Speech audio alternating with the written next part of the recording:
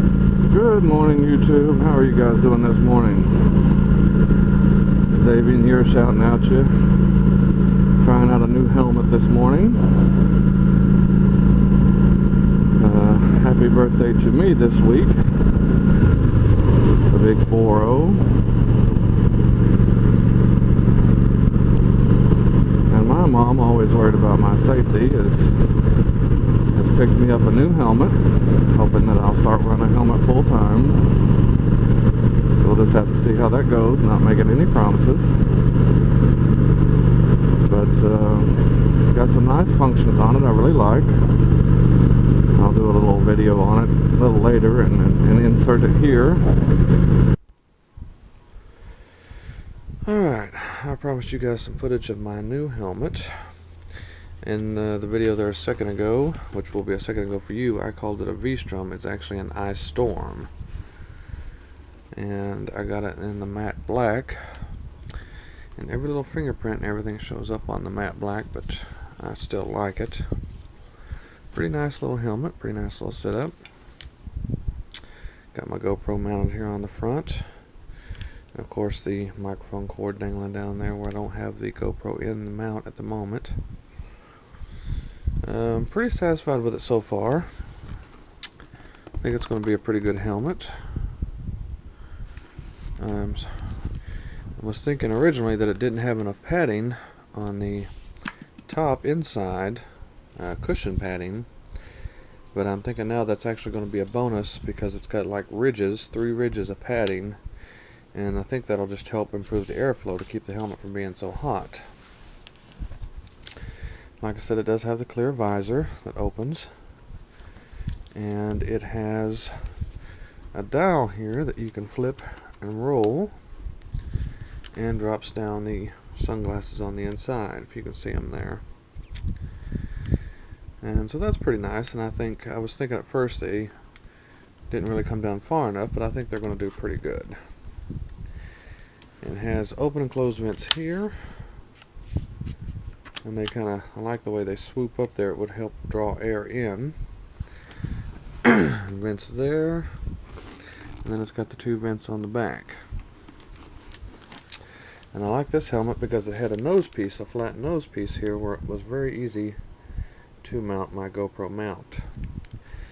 And then I run through the cord through the windbreak here up into the inside of the helmet and mounted my mic right here in the chin piece. And right here is this red button that if you press the red button, it allows you to open the visor. Set my camera down just a second.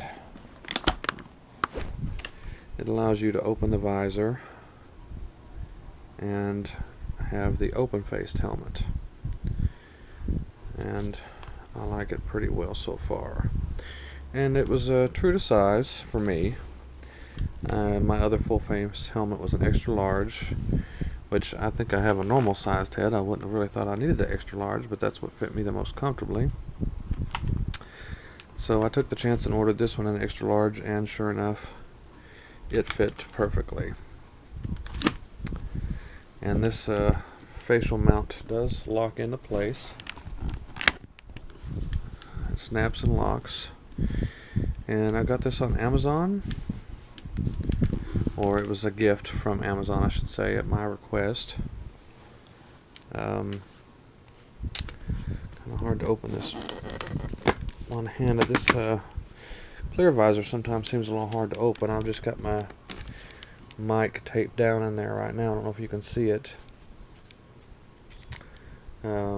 Just as a temporary, I'm eventually going to, once I decide exactly where I want my mic to stay for good, I'm going to put it in place there permanently with some super glue. And it's out of the way. It's not close to my mouth. There's this front mouthpiece actually comes out a good inch or 2 away from my mouth, so there's plenty of room, and when I slide this up and down, it clears the helmet here easily, so that's not a problem. But yeah, I like that setup pretty well. I think it's going to be a really good motovlogging helmet, if nothing else. And if it keeps my brain pan safe, For all you gear Nazis out there, while I'm motovlogging, and maybe start working on getting used to wearing it full time, maybe my mom and everyone else in the world will be happy. So, but that's it. It is an ice storm.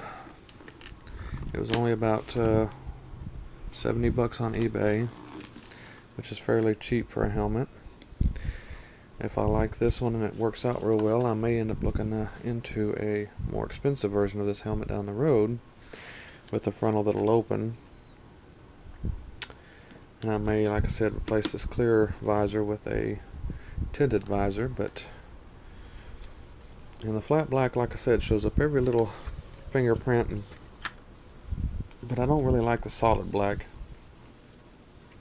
But they do make several of these, I think the same brand, the Ice Storm, that have designs, black and white, gray and white, whatever, so you can get it in a lot of different colors.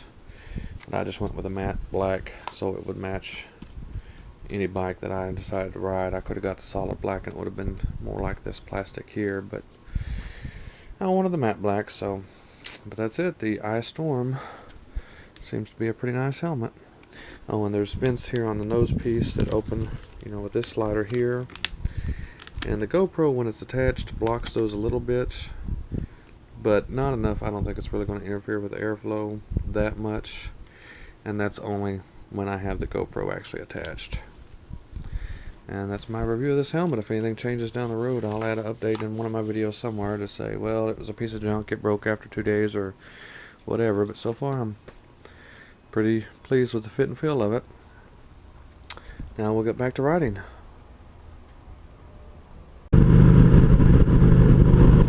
And it's a V-Strom. Wasn't very expensive, but I had expressed a curiosity on trying this style of helmet because I thought I might like it better than some of the other helmets I've used. Especially with wanting to do this motovlogging. It is a full face, but it is a full face with the full snap front where the whole front of the helmet comes up. Swings open. It does have the slide open visor and drop down sunglasses. So far I like it pretty well. But I thought I might try it out, and if I like this style of helmet and thought I would actually wear it on a regular basis, that I might down the road try to get me a nicer one made like this. Boy, is it windy today. It's not supposed to rain today, but man, it is windy, windy, windy.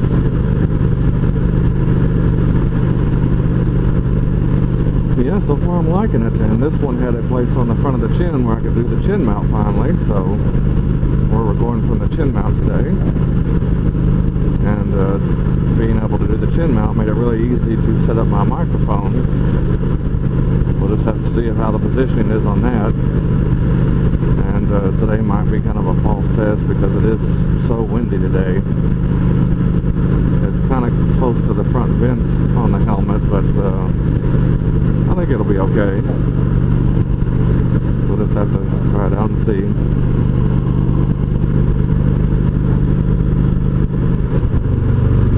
Thought I forgot my wallet there for a minute. Well, unfortunately, again, not much of a scenic ride today. Just heading into town, getting ready to go to work. It's actually just a bit of a chill in the air today.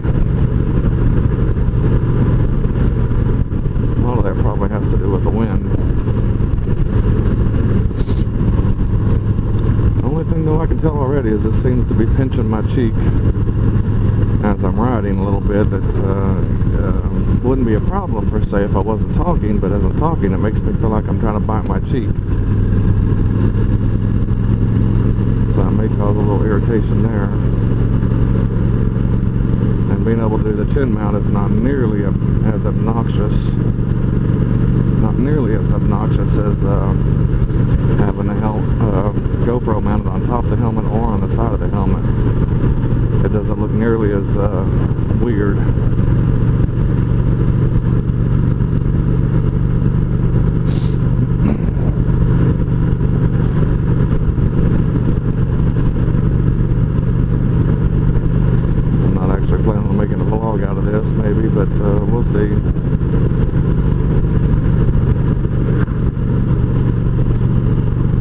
another big 4-0 this week coming up. Old already. Seems like I was only 16 yesterday.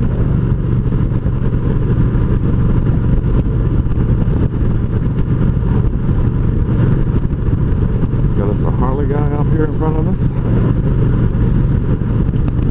So the big thing with this helmet that I really liked, and I thought maybe I might actually start wearing a helmet, is that the whole front opens up and slides back, so that, you know, I'm a big coffee drinker while I'm riding, or even just a soda, but you know, with my other full face, I couldn't get a drink of my coffee or a drink of my soda, and when I wanted a cigarette, I'd have to take the whole helmet off, so that's pretty annoying, you know, for somebody that smokes. Hopefully one of these days I'll quit, but until then, you know, not being able to do those things without pulling my helmet on and off every time is pretty annoying. And you know, with this big Cadillac of a bike, I've got 2 drink holders on it. Oh, look at there, sharp. You know, so why have the drink holders if I can't get a drink? So being able to stop at a red light or whatever and slide my helmet open and get me a drink of my coffee, or even light me a cigarette, so yeah, that'd be pretty nice for me, I think.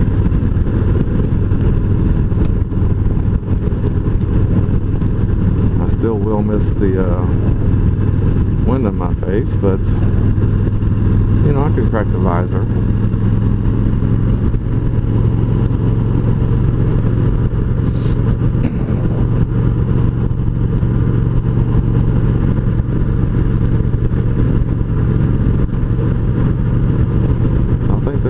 Pretty good for me. We'll just have to see. One of my big things too is I don't like the weight of the helmet really gives me a headache. You know, even a half helmet. Just the weight of the helmet, you know, it always gives me a headache. And maybe that's just because I've never really gotten used to wearing one. I don't know, but I don't like getting a headache while I ride, so we'll just have to see how all this plays out. But it's worth a shot. And this has the built-in sunglasses, which I didn't really think dropped low enough, but now that I'm riding, I think they'll be okay. I'm just not sure they're going to be dark enough. They never are, though. I mean, every time, it doesn't matter who makes the helmet, the sunglass portion is never dark enough. But you know, if it's enough to keep the sun out of my eyes and keep me halfway, keep my vision halfway clear when it's bright out, then I'd probably be okay. But, and that's the other thing with the, you know, the frontal helmet that rolls up like that, is normally I wear sunglasses, and with my other full face, I have to take my sunglasses off, put my helmet on, open the visor, and then try to slide my sunglasses back on through the helmet, which is really annoying.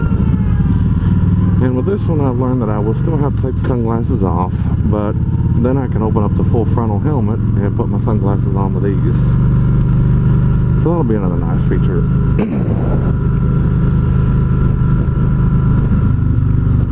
And I think this chin mount perspective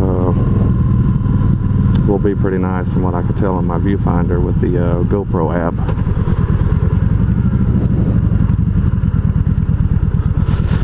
And the only other thing with that is that when I do open the helmet, you know, with it being chin mounted, my GoPro's going to go straight up in the air, which is fine. I mean, no more than I'm going to be opening the helmet, and I can edit that part out, so that won't be a big deal.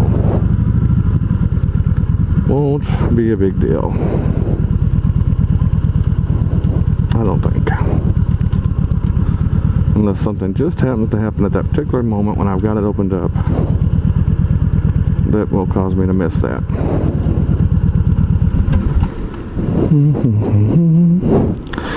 And plus, I was telling you before that when I'm trying to maneuver with that full face helmet on, because of the lower chin guard,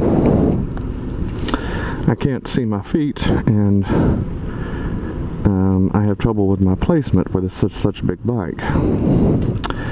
And that's the other nice thing about this helmet that opens all the way up in the front, is that, you know, if I need to maneuver, I can just open the front of the helmet and see just fine.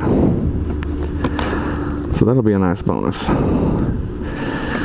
when I open it up, my mic does move with it as well, so it won't be in range. But I'm gonna go get me some coffee. Yeah, we're definitely going around half of this yet.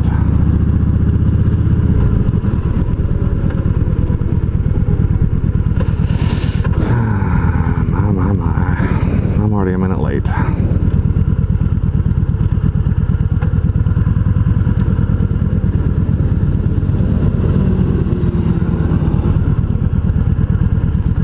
Simon says, move your ass.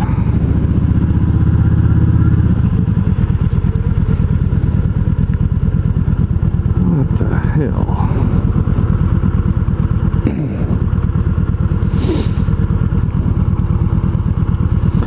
I'm not a big fan of lane splitting, even where it is legal. You know, I can definitely see the benefit to it. Have no problem for those bikers that do it, you know, especially where it is legal. About the only time, though, that I really, you know, like me right now, I could shoot straight down that pathway and get to the front of the line. And that would be great.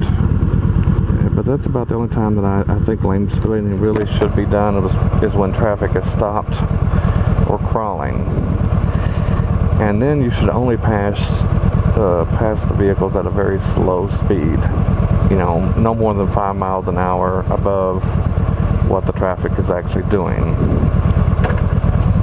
Because you never know when one of those people are going to open their car door, you know, or something like that. Now, I'm not trying to, you know, tell people what to do. That's your own business. I'm just talking about with me, even if I lived in a place where lane splitting was legal, it's not legal here. You know, I think, you know, I've seen a lot of lane splitting videos and people passing between cars at 20 plus miles an hour faster than what the vehicles are doing. And to me, that's just supremely dangerous for both the biker and the people that they're splitting. You know, I think that you should only pass like at 5 miles an hour more than what the vehicles are doing that you're splitting. That way they have time to see you, have time to react to you, and you have time to react to them. And potentially only when traffic is stopped or nearly stopped, going very slow. If you're in a traffic jam and you're on a motorcycle and you can lane split, man, I think that should be legal anywhere. But again, only when traffic is stopped or almost stopped. And you can do it safely and do it at a, you know, a percentage of speed above the traffic that you're passing. There's been plenty of times where I've got off on the shoulder and drove around traffic, and there's even been times where I've done a maneuver such as that not safely, even in road rage mode. There's been plenty of times where I went into road rage mode because of the stupidity of traffic. And the most recent prime example I can think of that is the last time I took a trip to Tennessee on my motorcycle. We went down one of these scenic roads. It's a one-lane road, one-directional traffic, and the cars are not supposed to stop in the middle of the road. You know, if they want to stop and sightsee, they're supposed to pull off at one of the pull-offs. But these idiots were stopping right in the middle of the road to take pictures of wildlife or scenes, or, you know, mostly it was wildlife. There were a lot of bears out that day. And when you're sitting on a bike, standing still, the bike's hot, you're hot, and, you know, traffic stopped right in the middle of the road for miles on end, and you're melting in the sun because some idiot in front of you is not doing what they're supposed to do, legal or not, you're going to floor that bastard and do everything you can to get around those people. I can about promise you that.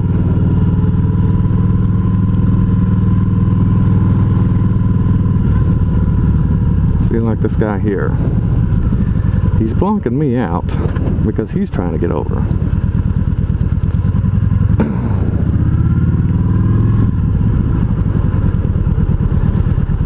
both in highly illegal territory here, per se. Much more so him than me, because I'm way more maneuverable than he is. And while that was a bicycle lane, not a motorcycle lane, I honestly do think that it's pretty ridiculous for me to be stuck back there, even in the construction zone, when I'm on a very maneuverable, very small vehicle. Those are the situations where I think definitely lane splitting should be legal anywhere. But it should be done safely, without putting you or the people that you're splitting at risk. But folks, I'm at work, so I will catch you later. Have a good one.